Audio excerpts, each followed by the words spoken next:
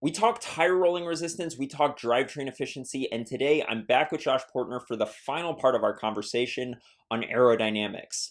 This is arguably the most important marginal gain that you can make, and in fact, some of the speed differences that you get from making a few quick changes are so significant that I wouldn't even classify them as marginal gains. They're just gains. Josh goes into detail about how much of a difference aero socks make, aero helmets, where aero frames versus aero wheels may be more or less beneficial, the most cost-effective aero upgrades, and more. I saved the best for last in this series. I hope you all enjoy. Your cheapest aero savings is your position, and of course that can become quite high cost, right? Professional fitting, especially one with motion capture and frontal area analysis and all that, can be a lot of money. But you can really make some pretty good decisions, honestly, by putting a big mirror in front of your indoor trainer and just looking at yourself. How do I make myself smaller? The eyeball wind tunnel, as we call it, is not always right, but it's often right. And it's certainly, I would say, good at finding things that are just outright bad. It's hard to find that last 2% with your eyeball wind tunnel, but it's certainly pretty easy to find a locked elbows or something. Is like, stop doing that. You can tweak your position for free. That's an easy one. Going up, it's funny. I feel like I sound self-promoting, but typically in areas where we see advantage, we'll make a product. And so, for years before we made them, I always said, it's ridiculous how big a deal socks can be. Pretty much every pro rider I've ever put aero socks on in the wind tunnel, we found watts of saving. And in some cases, a good pair of aero socks can be 3 or 4 times the savings of that oversized pulley setup, right? And so, they're $20 to $40 for a pair of aero socks, can save you more watts than that $500 pulley system saves you. So that's another cheap one. Sometimes people may roll their eyes when you start talking about aero socks. And I think also people roll their eyes when the UCI is mandating a certain sock length. But I think if they didn't do that, everybody would be wearing knee-high socks because it makes that big a difference. Unless, there are more traditionalists that probably wouldn't. But maybe you could explain to people why the socks are so important. Just the shape of the leg and the texture on the socks, why that's making your leg more aerodynamic, and what kind of watt savings people are seeing with switching socks. It's kind of crazy. It really is the dimples on the golf ball thing, right? So, if I've got a Starbucks cup, if I look at this end on, the air is going to flow around, and it's pretty much generally going to separate kind of at like 12 and 6. And so it's going to leave a wake behind the cup that's about the width of the cup. If this were a cylinder or a leg, it's leaving a wake behind it that's about its surface area. And, that air is all turbulent and spinning and swirling and dirty. As we add some texture to that, what happens is the airflow locally that's right on like the surface of the cup wants to stay adhered. And so instead of separating it at 12 and 6, maybe now it separates more at like 11 and 7 and leaves a wake that big. Well, you start to do the surface area, kind of the simple math on that, and you realize, oh, wow, that is actually quite a bit smaller. Well, the smarter we get with our texture and with our boundary layer, we would call it tripping or turbulating the boundary layer, the smarter we get with that, the longer we can trick the air into holding on to that surface. And the longer it holds onto the surface, the smaller the wake behind it. And you think of the socks, and the height of the socks become an issue because you think of your lower leg is actually not that unaerodynamic of a surface, but you get up into like your calf with the muscle, and it's a terrible aerodynamic surface. And so the higher the sock, the more effective this tripping of the boundary layer can be. And so that's where, and of course, the UCI doesn't want knee-high socks. And quite frankly, I don't want knee-high socks either. I think that would just look silly. We've done enough silly-looking things in cycling and, other sports, triathlon to, we don't need any more. But it's a huge effect. And, at 30 miles an hour, the best aero socks can be worth like 12 to 15 watts, depending on the rider. It's like, I remember the first time I ever saw that, I was with Steve Smith from Castelli and one of the, I don't even remember what team we were with now. Might have been Sky. But we put these things on, and it was like 15 watts, and we're just standing there in the wind tunnel like, you've got to be kidding me. Like, you know, it, I spent years on the bandwagon of like, Aero sucks, please. That's so stupid. And then, every time we do it, it works. And like, well, okay, I guess we're all going to do Aero socks. And of course the challenge with the Aero socks and where I tried to find a spot in the market with our product was, because they're made from this sort of ribbed lycra material, that doesn't have a lot of compressive stiffness to it. And so as soon as they get sufficiently wet or it starts raining, they fall.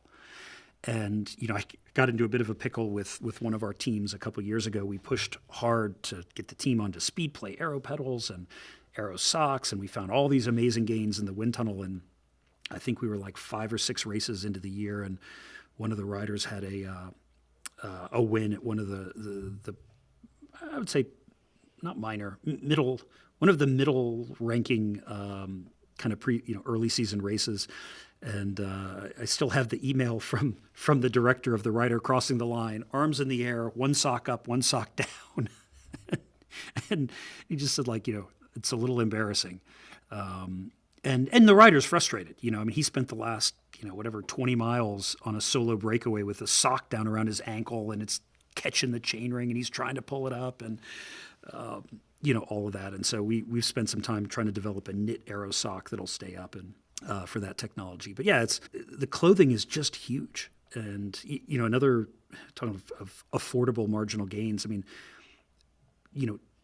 clothing is expensive, but spending the time to really find the fit and the brand that fits you and buying it as small as you can get it is just huge. I mean, it's just huge. Think of every wrinkle in your clothing is a watt. I mean, they're maybe not literally, but probably not far from it. You think of every single wrinkle is penalizing you in some small way. And, I mean, you look at some of the skin suit advances and the race day suit advances that we've seen. I mean, today's clothing can be 30, 40 watts of savings over the clothing of just 10 years ago. But a lot of that, even if you can't afford the $800 hub, watt shop skin suit thing or BioRacer or whatever, just buying the clothing that you can afford at a size and a cut that really fits you well can make a huge difference. Yeah, definitely. It's pretty amazing the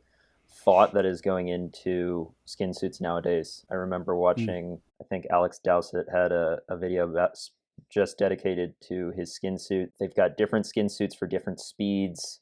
I think he was saying that because he was doing his hour record on the track, because they're turning, one side of the skin suit had different texture than the other side. It's pretty amazing. Moving on from that, what other aerodynamic gains can people get cheaply? And once we've exhausted that, what are the more expensive aero gains that are worth it? Oh gosh, one, and this is so true of drivetrain as well, but a cheap aero savings that can also be a frictional savings is to clean your bike. That sounds so ridiculous. Like a dirty drivetrain can cost you 6, 7, 8 literally additional watts, right? And so you might be buying the fastest, best chain lube on the market, but if you're not cleaning your bike frequently enough, you can be throwing that away. And the same is true with aero. That dust, dirt buildup, the little wormy things, worms that stick to your down tube. I mean, all that stuff can start to penalize you, and particularly dirt and mud buildup over time. It just changes the shape of the tubing, and it really can affect the way the air flows around it. And it's generally not in a, I've had people joke that, it's that mud is like dimples. but it's generally not working that way, and largely because it's usually on. It's the same surfaces that are getting muddy are the surfaces that the air is impinging directly upon, where you really want the surface to be smooth and clean. And they're generally not on the parts of the surface where you actually want to like trip the airflow into turbulence. And so, just cleaning your bike can be watts of difference. Things like aero water bottles, some of these newer bikes, the 3T and I think Pinarello's got some technology, BMC, where, they've really designed around the round water bottle. But if you're not on one of those, Aero water bottles actually can make a really positive difference. The Aero gloves, like if you're going to wear gloves, get the Aero ones because traditional cycling gloves are actually quite un-aero, much less so than no gloves at all. And so I would look there. And then as we start to get into, spending money, like so many cool things to spend money on. I would say in road, the wheels are generally a little more important than the frame. In gravel, it's the opposite because nobody's making rims that are really wide enough to truly solve the aero challenges that the wide tires play. So an aero frame can really do you some favors there. So think of like the stuff that 3T has done and a number of brands. Those can make some big savings. The cockpit aero flat top handlebars, huge difference. I mean, some of the road testing we do, 30 mile an hour wind tunnel test, a good aero top handlebar can be 25, 28 watts of savings. I mean, it's a shocking number over a round bar. The hidden cable thing is a giant pain in the ass as a mechanic, but it's a huge savings. Every few inches of exposed cable housing or wire is a watt or two. We talked about that on the podcast. The difference between the Le Mans Fignon 89 Tour time trial was essentially the aerodynamic equivalent of a cable housing the length of a pencil. Mm-hmm. Yeah. It's just hard to get your head around that. But, had you just been able to clean up, truly, had Fignon not had the ponytail. There's a lot of things he could have done, but so many. Yeah. I mean, had he just worn the helmet that he had access to, right? Had he tucked the ponytail and worn the helmet, he wins the Tour. Speaking of helmets, so a lot of people don't like the look of an aero helmet, and obviously how much a helmet is going to benefit you is going to be very dependent on your body shape and your head position. But what do you generally see when people step up to an aero helmet in terms of savings? Helmets can be very dependent.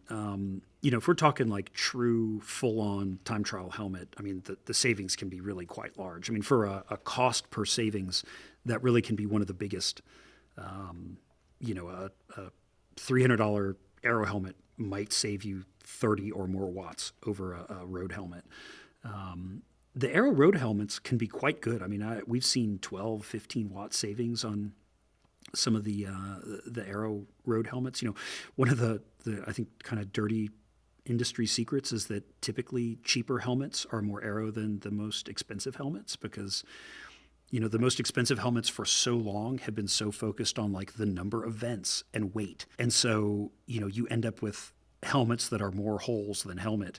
And, the less expensive helmets with fewer vents actually, in a lot of cases, end up being, quite aero. I laugh at, Giro continues to sell the Air Attack that Le Mans wore in 90. I think I actually have pictures of him. I actually have pictures of him on this bike with that helmet. And they still sell that helmet today for like $60. And it's like the third most aero helmet in their line. I think they sell it as a fun historical thing. And, they've had the mold for all these years. But yeah, it's an extremely aero helmet because it's just a simple kind of teardroppy shape and it's got, 9 vents or something. So, and then if you really have the money to spend, I mean, some of these, I love the laser, and I think Kask has one as well, but the aero helmet that has like a sliding feature, so you can like open and close the vent. If you saw the podcast, we when we worked with Ronan McLaughlin on his Everesting attempt, we got him, I think, on the laser version of that helmet, right, where it was the opportunity to essentially open the vent, do the climb, make the turnaround, close the vent, do the tuck. And we calculated out. I mean, I think on the descents, that closing the vent on that helmet saves him, 3 minutes or something over the course of his Everesting. I mean, clearly, it's not going to like get you the Everesting world record, but if you're at his level, 3 minutes is 3 minutes. It's non-zero. Yeah, he really took aerodynamics seriously. He took weight savings seriously, as you would expect. I think when most people think of Everesting, if they're trying to shave time, first thing they think of is weight. But you got to turn around and you got to go back down the hill and go at a pretty high speed. So aerodynamics is obviously important. Moving on, we talked about rolling resistance, drivetrain efficiency, and aerodynamics. That's kind of the three things that I think of when I think of marginal gains. I think you could throw all the weight weenie stuff in with that, but to me, that's obvious. Everybody thinks of weight savings. Maybe to put into perspective, how important would having an efficient drivetrain, an aerodynamic bike, and low rolling resistance tires be versus having the lightest bike you can buy? The climbing bike versus the aero bike. I mean, of course, it all depends on what you're doing. The lightest, the truly lightest bike scenarios really only work out in pure hill climbing type scenarios, so which, is a thing. Our friends in the UK are mad for hill climbing, and it's a very cool area of the sport that I really enjoy because it's just so crazy. And people have a ton of fun with that. But yeah, I mean, generally, if we start off thinking flat, weight really kind of doesn't matter. And, even as we start to get into rolling, it starts to matter little. And then, as we get to the true climbing and elevation gain and steepness, it absolutely plays a part. But working with Alex Dowsett on his hour record, there was some calculations done that were like, well, essentially we could add about 5 kilograms to this bike before it starts to really have an effect relative to some of the aero stuff. And I mean, we've got these beautiful computer models that you can play with, and you can literally just keep ticking the weight up and up and up, and it's like the time isn't changing. And almost at all, right? You're having these slight effects in rolling resistance and some other things, but you really want to optimize your setup for aero and efficiency, and then from that setup, figure out how to make it as light as it can be without giving things up. Is there a gradient at which weight starts to matter more than aerodynamics? Yeah, the rule of thumb there is somewhere around that like 7.5%, 8%. It really depends on rider power. That the trade-off for like a world tour level of power is going to be a little steeper than for the rest of us because they can just go faster up those steeper climbs. But I would say for most of us in our fitness, it's probably somewhere between 7 and 8%. Which I think is probably steeper than most people realize. I think it's steeper than where you feel like you can feel it. The mental thing about weight is that we immediately, when we set off from the parking lot, can feel weight in the bike. Generally because that starting from a dead stop is like one of the biggest accelerations that happens when riding a bike. When you're actually riding, we all think like, we can accelerate at these extreme numbers, but I mean, it's like fractions of a G. Even at the world tour level, launching a sprint, I mean, it looks amazing in those top-down views, but I mean, the actual amount of acceleration is quite small compared to what you would find in motor racing or some other sports. And so starting from zero, though, you push off and you get that first pedal stroke and the bike just feels like it moves under you. That's a higher acceleration than you're getting elsewhere. And you think, wow, this feels like great. And then, of course, we take that and we just process that through into all these other scenarios where it may or may not actually be true. But again, I think it's what gets in your head really continues to play and affect your thinking kind of at all times and all places. All right, so to kind of bring everything together, take your average club rider, doesn't think too much about aerodynamics, has a baggy jersey, maybe cleans their chain occasionally, through whatever tires the bike shop recommended on their bike. What kind of savings can this person make if they make all the right choices that we're talking about here? Maybe they don't go crazy with the spending, but they just make the sensible, right, reasonable choices. It's really the benchmark of where you're coming from. If you're in your baggy clothes on a Cannondale CAD 9 with armadillos, right? A bike that I grew up training on, we can probably, on the same power input, we can probably get you another couple kilometers an hour, like call it 2 to 3, with the right tires, the right clothes, and then probably push that a little bit further if we start really investing some money in equipment. I'll tell you, I mean, with some of these hour record attempts that we've worked on and things that we've done. I mean, even at that level, some of these aero savings. I mean, you're talking kilometers of difference over the course of the ride, and that's actually coming from pretty reasonable equipment. I've got a calculation somewhere. The Campinert's hour, he probably left around 500 meters on the table through maybe 4 or 5 changes that could have been made. I mean, you think that's at the pinnacle of the sport, right? So I think a slightly different frame, a different chain treatment, some other frictional related things. I won't say more than that, but yeah, to think. I mean, even at that level, we could find another 500, 500 meters. Is, I think, pretty crazy. Thanks for watching. This is my first time doing a series of interview style videos on this channel, and it's something I could see myself doing more of in the future. If there's a guest that you think I should try to get on the show, let me know down in the comments. If you enjoyed this video, be sure to give it a like, subscribe, and share this video with your cycling friends. I'll see you in the next one.